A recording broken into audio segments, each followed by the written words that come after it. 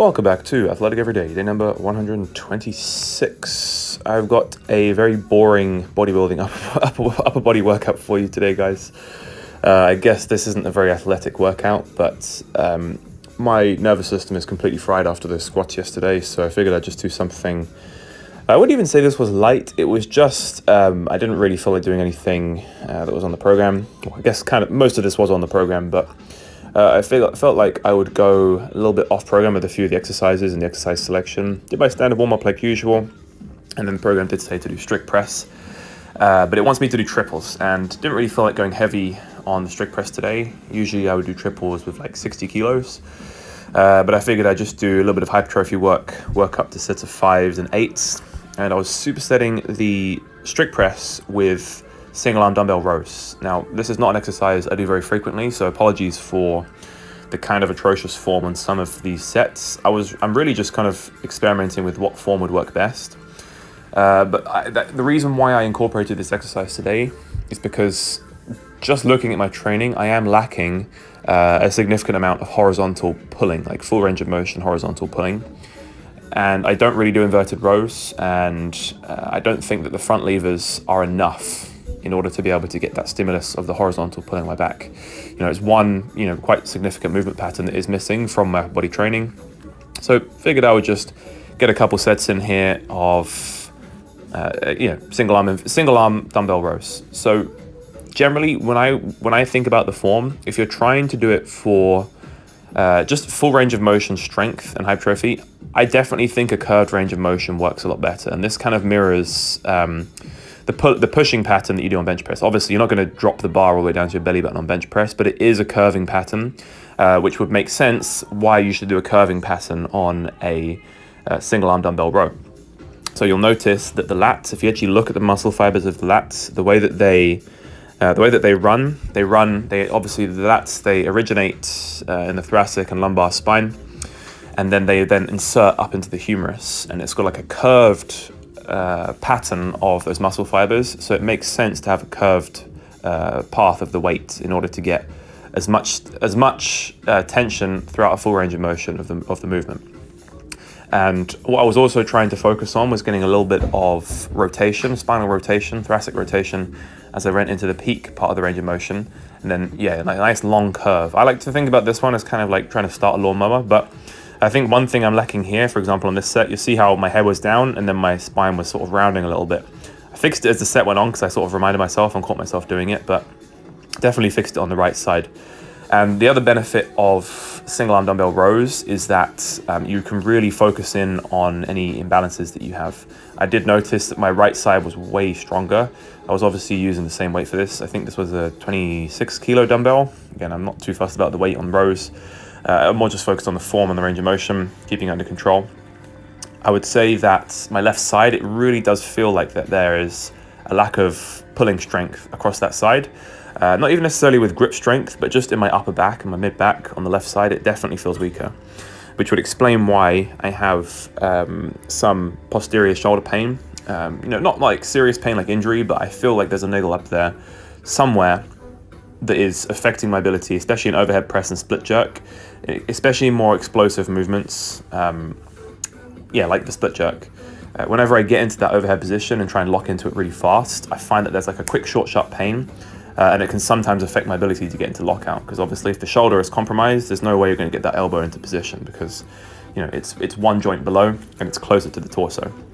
Muscles being on the torso, obviously having more leverage over the movement of the limb, as opposed to muscles that are just connected to more distal, further away from the torso. So that was this sort of superset for the first half of the workout. Single arm dumbbell rows and strict press. I quite like a push-pull superset, to be honest with you guys. It's not an antagonistic superset. This is a non-disruptive superset. So although you're working potentially some similar muscle groups, it's a really good way to just mix up the training and get more training in less time. I'm getting a push and a pull. This is a full upper body stimulus, so it really makes sense to superset them together. And it takes way less time. The pump you get from this is also really, really good. So I would 100% recommend, if you're going to do a superset in the upper body, or even if you're doing full body training, supersetting exercises that are non-disruptive so that you can get more training in less time, essentially. Now, there is obviously some rationale for doing a antagonistic superset, or maybe a superset where you, for example, did squats and then leg extensions afterwards. You get more stimulus on the muscle like that.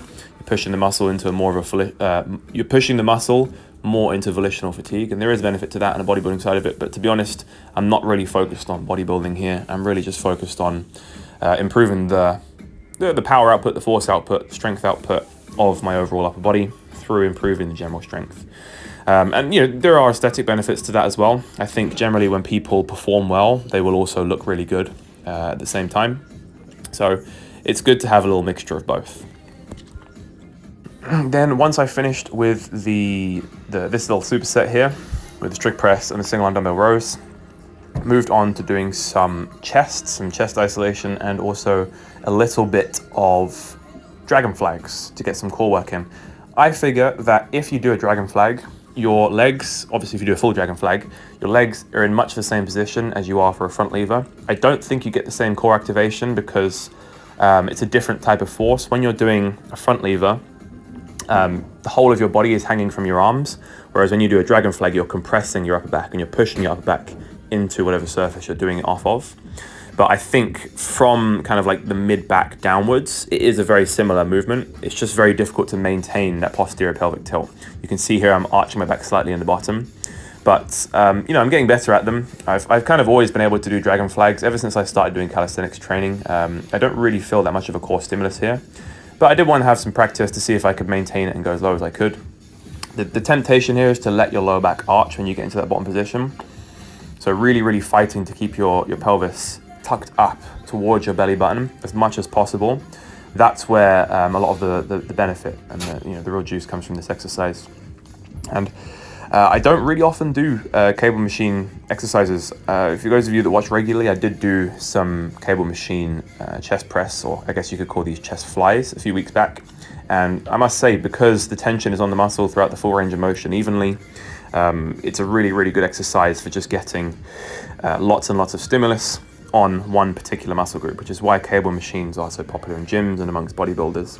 And I must say, guys, I probably did I think it was 12.5 kilos each arm. 8 reps was enough for me, especially on the last set. Tried to do as many as I could, but 8 was my limit, which is absolutely fine by me. Again, I'm not training to get bigger chest. It's just nice to mix some things up. Then last 2 things I wanted to do in this workout were loo raises, or lateral raises, to focus on some shoulder activation, and then also some neck training. I really love doing both of these things, and I feel like I've pretty much hit every single muscle in the upper body. I've hit my core, hit my back, hit my shoulders, chest. The only thing I haven't really hit here today is arms, but I guess you could say in the rows and the overhead press, I was getting a good amount of bicep and tricep activation. So after this workout, I don't know if it's just residual fatigue from the squats, but I was completely fried. Probably in hindsight, it probably wasn't the most intelligent workout to be doing. I probably could have gone a lot lighter on these exercises, and it will be interesting to see tomorrow when I do my jump day how high I'm actually jumping, because of the cumulative fatigue from doing heavy squats on one day and then right after the next day doing kind of, I guess you could, if we're being serious, we could call this a bodybuilding style workout, where I'm going closer towards volitional failure. I don't know how fried my central nervous system will be. I'm working a late shift at work tonight, so it will be interesting to see how high I'm actually jumping and how well my recovery works overnight. But yeah, only time will tell. And the last thing that I did were some rear delt flies. I tried to experiment with different ways about how high to hold my arms when I did this, but I figured incorporating this more and more into my training, it really helps to have an incline bench to do this, but incorporating this more and more into my training could help to alleviate some of the issues that I have with my posterior shoulder. Anyway, that is pretty much it for me today, guys. Thank you very much for watching. Enjoy the aesthetic pose, and I'll catch you in the next one.